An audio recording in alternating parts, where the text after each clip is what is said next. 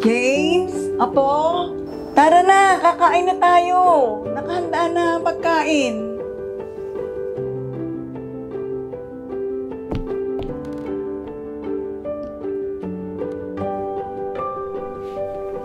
Apo, mamaya na yan. Kumain muna tayo. Nilutuan kita ng paborito mong adobo.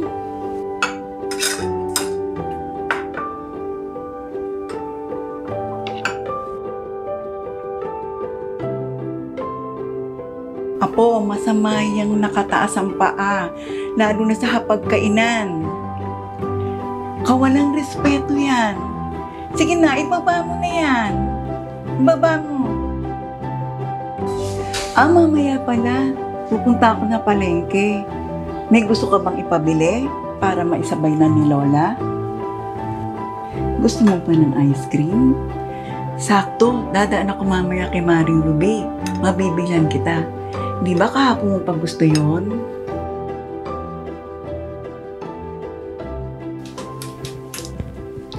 Kain na, Apo. Di na mainit ang pagkain.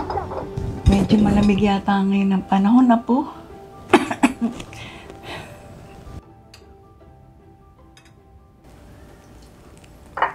Apo, kain na. Diba sabi ko naman sa'yo, bawal pag-intayin ng grasya.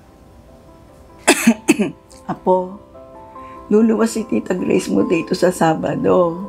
Siya muna pansamantalang mag-aalaga sa'yo, ha? May aasikasuhin lang si Lola. Tahambilin ko sa'yo, palagi kang mag-iingat. At magpakabait ka, ha?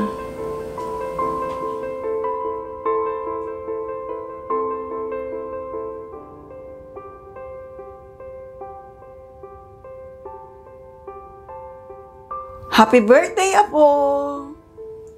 Kain na tayo.